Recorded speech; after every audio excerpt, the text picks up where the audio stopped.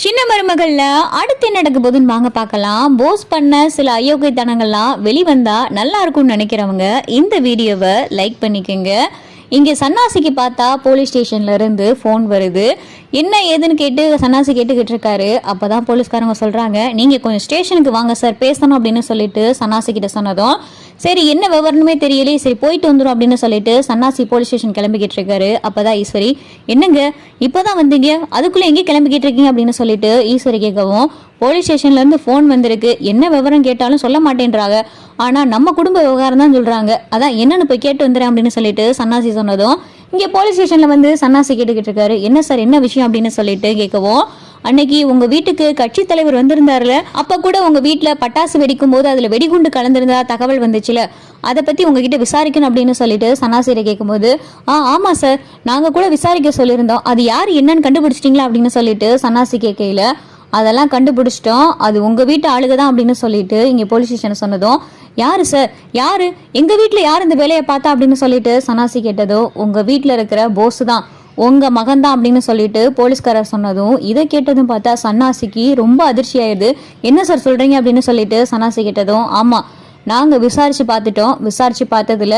போஸ் தான் மதுல இருக்கிற ஒரு ஆள்கிட்ட, அதுவும் வெடிக்கடையில இருக்கிற ஒரு ஆள்கிட்ட இந்த மாதிரி வெடி மருந்து கலந்து பட்டாசுல கலக்க சொல்லியிருக்காரு. அந்த வெடி தான் அன்னைக்கு வெடிச்சது. அதனாலதான் நான் இந்த விஷயத்த உங்ககிட்ட வந்து பேசுறேன். இது அமைச்சர் காதுக்கு போச்சுன்னா எப்படியும் அவரை கைது பண்ணா அமைச்சருடைய குடும்பத்துக்கு தான் கெட்ட பேரு, அதனாலதான் உங்களை கூப்பிட்டு பேசுறேன் அப்படின்னு சொல்லிட்டு இங்க போலீஸ் ஸ்டேஷன்ல சொன்னதும் சன்னாசிக்கு ரொம்ப அதிர்ச்சியா இருக்கு.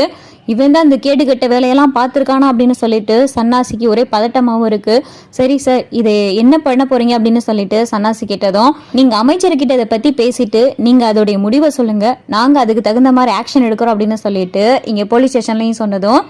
சன்னாசி என்ன பண்றதுனே தெரியாம திருன்னு முழிச்சுக்கிட்டு இருக்காரு. சரி சார், ரொம்ப நன்றி அப்படின்னு சொல்லிட்டு இங்க சன்னாசி கிளம்பி வீட்டுக்கு வராரு. அடியே ஈஸ்வரி, எங்க உன் பிள்ளை போஸ் அப்படின்னு சொல்லிட்டு இங்க வேகமா வந்து சன்னாசி கேட்கவும், ஏங்க என்ன ஆச்சு அப்படின்னு சொல்லிட்டு ஈஸ்வரி கேட்கவும், உன் பிள்ளை போஸ் என்ன கேடுகட்ட வேலை பார்த்து வச்சிருக்கியான்னு தெரியுமா, இது மட்டும் அண்ணனுக்கு தெரிஞ்சுன்னு வை, அவுட் ஹவுஸ்ல இருக்கிற உன் பிள்ளை போஸ் போய் ஜெயில கழி தின்ன வேண்டியதான் அப்படின்னு சொல்லிட்டு இங்க சன்னாசி சொன்னது. ஏங்க என்னாச்சு என்ன விஷயம் அப்படின்னு சொல்லி இங்க ஈஸ்வரி பதட்டத்தோட கேட்கவும், அன்னைக்கு நம்ம வீட்டுல தீபாவளி அன்னைக்கு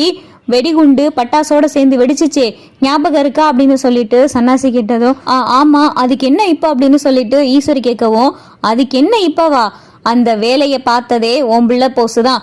நீ இப்படி திருன்னு முழிக்கிறேன்னு பார்த்தா இந்த விஷயம் உனக்கு ஏற்கனவே தெரிஞ்சிருக்கும் போலே அப்படின்னு சொல்லிட்டு சன்னாசி கேட்கவும், இல்லங்க இல்ல எனக்கு இந்த விஷயம் தெரியாது, அவனாங்க இப்படி பண்ணி தொலைச்சியா, இல்ல எதுவும் தவறான தகவலாங்க அப்படின்னு சொல்லிட்டு ஈஸ்வரி கேட்கவும், போலீஸ் ஸ்டேஷன்ல எல்லாத்தையும் விசாரிச்சுட்டேன், அவங்களும் நல்லா விசாரிச்சு எல்லாமே தெரிஞ்சிருச்சு, உன் பிள்ளை போஸ் தான் இந்த வேலையை பார்த்திருக்கான்னு, உன் பிள்ளை போஸுக்கு வெடி மருந்து வித்தியானே அவனே எல்லா உண்மையும் சொல்லிட்டான், போதுமா, அமைச்சர் குடும்பத்துல இருக்கிற ஒருத்தனே இந்த வேலையை பார்த்தா என்ன பண்றது, அவங்க என்னை கூப்பிட்டு இந்த விஷயத்த சொல்லியிருக்காங்க, நீங்க அமைச்சர்கிட்ட இதை பத்தி பேசிட்டு என்கிட்ட ஒரு முடிவை சொல்லுங்கன்னு, இதை நான் போய் அண்ணங்கிட்ட சொல்லவா, அண்ணங்கிட்ட சொன்னேன்னா என்ன ஆகும், அவுட்டர்ஸ்ல இருக்கிற உன் பிள்ளை நிரந்தரமா ஜெயில உட்கார வேண்டியதான், அன்னைக்கிட்ட போய் நான் பேசவா அப்படின்னு சொல்லிட்டு இங்க சன்னாசி கேட்கவும், வேணாங்க வேணாங்க மாமா கிட்ட இதை பத்தி பேசிடாதீங்க, அவன் ஏதோ புத்தி கெட்டு போய் இப்படி பண்ணிட்டானுங்க, அதான் அவுட் ஹவுஸ்ல தானங்க இருக்கான், இப்ப அவன் திருந்தி நல்லா தாங்க இருக்கான், மாமா கிட்ட இதை பத்தி பேசாதீங்க வேணாங்க அப்படின்னு சொல்லிட்டு ஈஸ்வரி சொல்லல, எங்க உன் பிள்ளை போஸ் அவன் இன்னும் திருந்திருக்க மாட்டாண்டி அப்படின்னு சொல்லிட்டு இங்க சன்னாசி பார்த்தா ஈஸ்வரி கிட்ட இந்த விஷயம் பேசிக்கிட்டு இருக்காரு. இந்த விஷயம் பார்த்தா மலருக்கு தெரிஞ்சிருது, இந்த மனுஷனை பத்தி இப்பதான் சேது மாமா கிட்ட பேசிட்டு வரோம், ஆனா இந்த மனுஷன் இன்னும் திருந்துற மாதிரியே தெரியல, இந்த திருந்தாத போஸை வச்சு நான் என்னதான் பண்றது அப்படின்னு சொல்லிட்டு இங்க மலர் ரொம்ப வருத்தப்பட்டு அழுதுகிட்டு இருக்காங்க.